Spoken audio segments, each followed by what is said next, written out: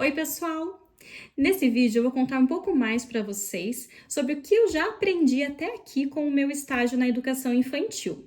Eu já gravei um vídeo falando sobre isso, porém eu estava no meu terceiro mês de estágio. Agora estou caminhando para o oitavo mês e aí para o final do ano também, né? Porque as aulas encerram em dezembro, então o meu estágio também logo vai encerrar. E até aqui já aprendi bastante coisa, quero compartilhar aqui o meu ponto de vista, minhas conclusões. Para quem não me conhece, eu sou a Maria Amélia, estudante de pedagogia, e esse é o meu primeiro estágio na área da educação.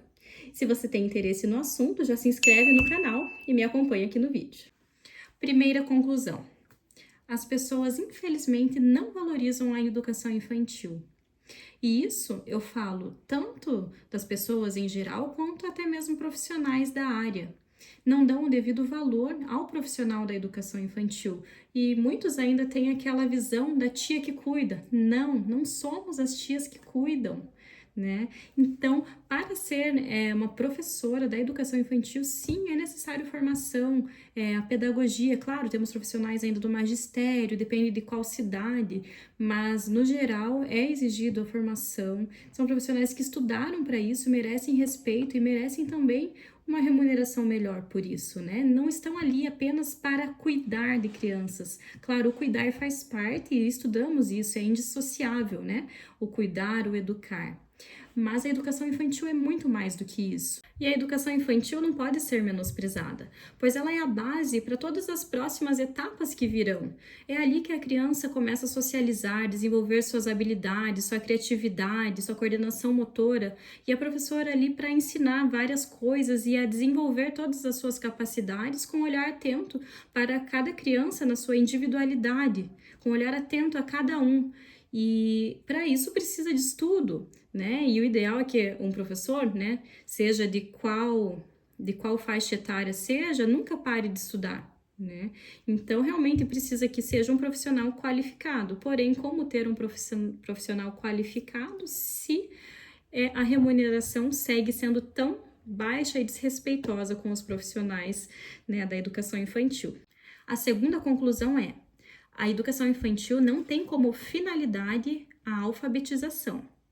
Isso pode parecer óbvio, mas para algumas pessoas não. E para mim também não era, porque eu tinha uma outra visão. Até porque antigamente as crianças entravam na escola obrigatória entre 6 e 7 anos, e agora já é obrigatório frequentar entre 4 e 5 anos.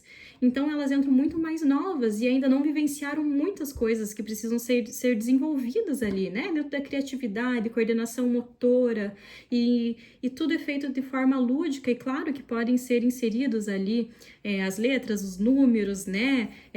Todo o pensamento, tanto matemático quanto das letras, porque fazem parte do nosso cotidiano, do mundo que elas vivem também. Mas isso tem que ser feito de forma lúdica, que faça sentido para a criança, porque primeiro ela tem muitas coisas ainda a serem desenvolvidas. Então isso não impede, claro, de conforme o interesse da criança, isso ser mais e mais desenvolvido ali. Mas o que não pode, isso é ser uma exigência. E muda muito de escola para escola, sendo uma escola pública, particular, a metodologia que é utilizada. Então, mas assim, o que não muda é que o foco, a finalidade não é a alfabetização. Ela pode ocorrer? Pode. Tem algumas escolas que já na educação infantil as crianças saem alfabetizadas, mas não é a finalidade. Pois tem crianças que já têm um interesse maior ali de manusear um livro, de entender o que tem ali escrito, né? E não podem ser privadas disso. Mas entendo também que na escola pública o número de alunos é maior, né? Uma turma maior para uma professora, às vezes uma professora e uma auxiliar, e as coisas tornam-se mais difíceis também porque os alunos já vêm com uma carência de outras coisas que a escola tende ali a suprir antes de dar um passo como a alfabetização. Conclusão número 3. Não escolha ser professora apenas por gostar de crianças. Principalmente tem-se essa visão para a educação infantil, né? Você gosta de criança, vai ser uma boa profissional ali da educação infantil. Mas não, porque é muito fácil você gostar da criança ali, do seu convívio familiar. E hoje mesmo eu vi um vídeo do Cortella, e até vou colocar um trechinho se eu conseguir, senão depois eu coloco o link. e onde fala-se sobre isso. É fácil gostar de uma criança do nosso convívio familiar, toda limpinha, educada e tudo mais. Mas às vezes, dependendo do ambiente onde você vai dar aula, você vai conviver com crianças com carência de muitas coisas, que vão para a escola sem tomar banho, que até mesmo piolho, que eu achei que nem existia mais, né? Não, pelo menos há tantos anos eu não ouvia falar, né? Que crianças com piolho, crianças que não têm uma boa higiene, crianças que não têm um palavreado assim adequado para a idade, né? Já falam coisas que não deveriam, né? E como lidar com isso, como gostar desta criança. Então, claro, você está ali para ensinar, mas se você partir do pressuposto que para ser professora você precisa gostar de crianças, então pense bem que tipo de criança você gosta. E crianças pequenas se apegam muito fácil, é muito gostoso a troca que se tem, né? Eu mesma no Dia dos Professores, foi meu primeiro Dia dos Professores em uma escola, ganhei tanto presente e todo dia ganho carinho, ganho cartinha e é uma coisa que realmente não tem preço, né? Então tem crianças que são mais soltas, outras que preferem ficar grudadinhas ali com a professora, tanto no recreio também. Então é muito interessante olhar como cada ser humano é diferente um do outro e essa fase da infância tem que ser tratada com muito respeito. E inclusive é ali que, né, tanto se fala da psicologia e que muitos regridem ali para voltar em traumas da infância, né? E aí quando a gente fala de infância na educação, muitos menosprezam isso, sendo que é uma fase tão importante do desenvolvimento do ser humano, a educação infantil. E é necessário estar atento sempre aos sinais que a criança traz, né? Sobre o que acontece em casa, por que às vezes reage de um jeito, às vezes aquele aluno que ali tá mais bagunceiro, né? Que tá mais desatento às coisas, às vezes só quer um abraço, às vezes tá passando alguma coisa em casa e a criança às vezes não consegue se expressar da forma que gostaria. Nem a gente às vezes consegue reagir da melhor forma, né? Quem dirá a criança que tá ali com o cérebro ainda em formação. Então, é muito importante a professora conseguir identificar, né? Você que tá ali todo dia, conseguir olhar para essa criança e conversar, entender também qual é a realidade familiar dessa criança para acolher, porque a primeira coisa que uma criança pequena precisa é do afeto, e aí depois todo o resto. Próxima conclusão: crie o seu próprio caminho. Eu já tinha isso bem claro para mim, isso porque eu tô vindo de uma outra área, então quando falei que ia iniciar na pedagogia, né, muita gente fica, né, torce o nariz e tudo mais, e já vem com os pontos negativos que eu falei que eu já sei, já pesquisei antes, né, mas eu quis viver essa experiência e estou aí. Então, mas o que eu observo? Os profissionais já antigos de casa, muitos com 15, 20 anos, estão cansados, estão desmotivados, assim como muitos profissionais de outras áreas que também, com tanto tempo, já estão cansados. Então, acho que dá para absorver muito da experiência, do que esses profissionais têm de bom, mas tentar não ouvir os comentários negativos, que, agora tá animada, quero ver daqui não sei quantos anos, desiste que ainda dá tempo. Enfim, cada um tem o seu caminho, não olhe para o lado. Claro, escute conselhos, mas entenda o que é bom para você. E outra coisa, eu vejo estagiárias já entrando já com um certo desânimo. E eu acho que não é uma profissão que deve ser escolhida por falta de opção, por essa coisa de, já conheço um pouco de criança, vou lá, vou me inscrever ali num curso de pedagogia, que já consigo um estágio, já começo. Não, você tem que ter um propósito com isso, porque se o propósito for a remuneração, já sabemos que não é das melhores profissões. Dá para ganhar melhor? Dá para ganhar bem? Dá, até tem um vídeo aqui falando sobre isso. Mas não é o foco, não, quero ganhar muito bem, não é a profissão para você, né? Então, já tem isso na cabeça. É difícil? Trabalhar com muitas crianças ao mesmo tempo, claro que é difícil. Então, já tem algumas coisas que são esperadas. Se você entra lá sabendo disso e já no começo já tá cansada, já não tá afim mais, eu acho que aí sim é tempo de mudar, sempre é tempo de mudar. E o que eu vejo são estagiárias que já estão, assim, desmotivadas. Não estão mais afim, já perderam aquele interesse inicial, né? E eu estou falando isso, claro, eu estou no início. Será que isso vai mudar daqui a pouco? Não sei, mas eu enxergo dessa forma, que se eu estiver descontente, eu vou mudar novamente o meu caminho. Para que uma criança tenha respeito pelo professor, pela professora, desde pequena, esse respeito tem que ser passado dentro de casa. Mas se nem os pais respeitam a autoridade da professora na sala de aula, quem dirá a criança? Crianças muito permissivas em casa também tornam-se crianças sem limites na escola, né? Se nem os pais dão conta, quem dirá as professoras? E isso é ruim para todos. Então, a escola e pais têm que estar juntos em parceria para conseguir caminhar para uma educação boa para essa criança. Criança precisa de um certo grau de autonomia, claro, dentro da sua faixa etária, mas é importante que os pais incentivem isso, e muitas vezes isso não é incentivado. Geralmente, filhos únicos tendem a ser mais dependentes, né? Ali, tanto na hora do lanche, de guardar o lanche, de cuidar dos seus pertences, e muitas vezes os pais querem que as professoras deem conta dos pertences das crianças, né?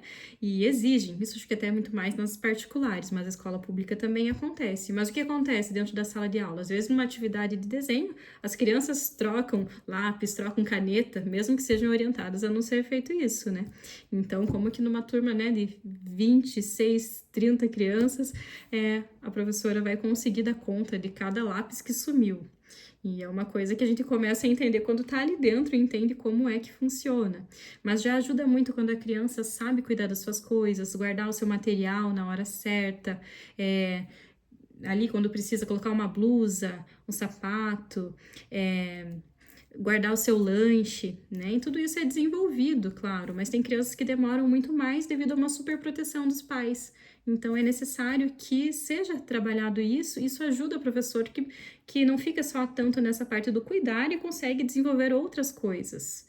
E outra coisa, é importante valorizar o trabalho que as crianças fazem sozinhas, porque às vezes um desenho que a nossos olhos está mal feito, não está caprichado, tem todo ali o entendimento da criança, o seu processo de desenvolvimento do desenho, né? Tem todo um estudo aí sobre isso, que eu quero me aperfeiçoar também sobre isso, mas tem todo um porquê de que o desenho saiu daquela forma, né? E então, às vezes, quando surge ali algum trabalhinho, alguma coisa, por exemplo, a maleta das férias, as mães querem trazer a mais linda possível, as coisas mais legais, só que é para entender que é muito mais legal aquele trabalho que é a criança que faz. Claro que nessa idade precisa de uma certa ajuda, mas é mais bonito para os nossos olhos o trabalho desenvolvido pela própria criança do que o que um adulto fez e montou e comprou, né? E parece aquela briga de ego entre os pais, né? Isso também acontece muito aí nas semanas da criança, cabelo maluco, mochila maluca, que hoje em dia tem. E, né, parece mais uma batalha de ego, sendo que o mais importante ali é a criança, é o que a criança consegue fazer. Né, o desenho que ela consegue fazer, a pintura que consegue fazer, né, tudo que ela está desenvolvendo, né, nesse contexto ali do ambiente escolar. A inclusão é um desafio muito grande para os professores. Na sala onde eu estou, não tem nenhuma criança com laudo, então não passamos por isso. Porém, eu observo, né, em outros contextos aí, crianças que precisam aí de um tutor e são contratados estagiários. Eu não optei pelo estágio na inclusão, até porque não estudei nada ainda sobre isso e achei que teria que estar preparada se um dia quiser ir para essa área, apesar que eu ainda não tenho esse desejo. Então, eu observo que o tutor, o estagiário, tem se comportado mais como um cuidador. Não vejo essa criança tão incluída, essas crianças, né? Muitas, às vezes, não querem ficar na sala de aula, ficam andando pelo pátio e o estagiário atrás, mas não vejo ali uma instrução de como deve ser feito, como fazer para essa criança conseguir interagir mais ou desenvolver, né, mais habilidades, de que forma o estagiário ali como tutor vai conseguir isso. E para a professora na sala de aula é um desafio, porque geralmente na escola pública já tem um número muito mais elevado de alunos. E aí, quando tem muitos alunos de inclusão, é difícil. Então, ainda não sei como que isso vai ser melhorado. Então, eu vejo que isso realmente no discurso soa muito bonito, mas na prática ainda é muito difícil, tanto para a professora, estagiários, para a comunidade em geral. Acho que se carece de muito mais preparo aí, né? E de condições também para os professores trabalharem da melhor forma, né? Com esses alunos de inclusão e um preparo melhor aí para os tutores. A hora do acolhimento, da chegada das crianças é muito importante. A roda de conversa, ouvir o que cada uma tem a dizer, porque é ali que elas expõem suas emoções, muitas vezes trazem os problemas, né, que estão passando, querem dividir, às vezes coisas aleatórias, mas é muito legal ali ver cada dia, cada uma, às vezes a criança que chega mais quietinha, depois já está conseguindo se expressar melhor, a falar, interagir. Então é um momento muito legal e também é muito importante o momento da contação de histórias. E eu tenho observado com a professora de sala que eu estou, a forma como ela conta a história, como não é só pegar um livro e ler, é interpretar. A história precisa de interpretação para a criança se envolver com aquele livro. Nem sempre precisa de muitos artefatos, né, e criar todo um ambiente. Não, mas para ler o livro ali, a interpretação, a face, o tom de voz, né? Tudo isso é tão importante para a criança se envolver com a contação de história. Então, isso eu estou aprendendo ali no dia a dia. E a teoria não é tão diferente da prática. O problema é que muitas vezes é difícil aplicar a teoria na prática, justamente pelos problemas inúmeros que eu já citei, né? De salas cheias e tudo mais. Crianças não são robôs, né? E crianças precisam se movimentar e a atenção delas é curta. Ainda mais hoje em dia, né? No mundo em que nós vivemos, infelizmente, que cada vez é mais curta ainda. Então, tem que aproveitar o momento de concentração para ajudar essa criança a desenvolver também a concentração. Mas é muito importante a qualificação dos profissionais que trabalham com as crianças.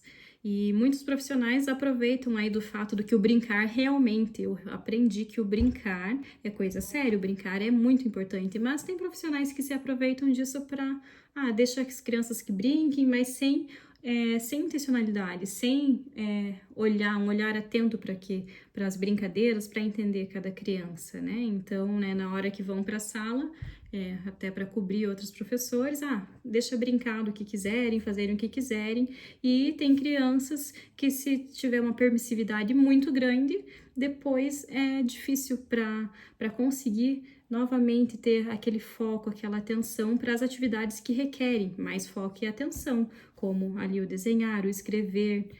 Então, tudo isso precisa ser analisado pelas escolas, né, ser observado de perto. E concluindo, eu estou gostando muito de aprender mais sobre a educação infantil, de trabalhar com essa faixa etária. É encantador, é um mundo encantador, assim, porque crianças, né, nessa fase, tudo é novidade, você vendo ali a descoberta deles, né, de coisas que nunca viram, então os olhinhos brilhando, aquele encantamento, é música, é bloco, é pintura, é tanta coisa legal, né, mas com intencionalidade, né? Com aquele olhar do professor, tem que ter. Então, e eu entendo que os países que têm uma educação mais desenvolvida, entre N fatores, claro, mas tem um olhar mais atento para a educação infantil, que é a base de tudo. E aí, me conta aqui. Você é da educação infantil? Você é do ensino fundamental? Qual a sua opinião? Eu ainda não sei se vou permanecer na educação infantil ou não. Eu ainda quero fazer os estágios também aí do ensino fundamental e todos os outros que a faculdade exige para tentar me encontrar aí qual que é o meu caminho. Mas gostei muito, tô bem feliz de ter feito esse ano. E me escrevam aqui nos comentários qual foram as suas experiências, o que vocês aprenderam, o que vocês concordam, o que vocês discordam. E em breve teremos mais vídeos contando aí sobre a minha faculdade de pedagogia, tá bom? Deixa seu like e se inscreva aí no meu canal. Um abraço, até o próximo vídeo.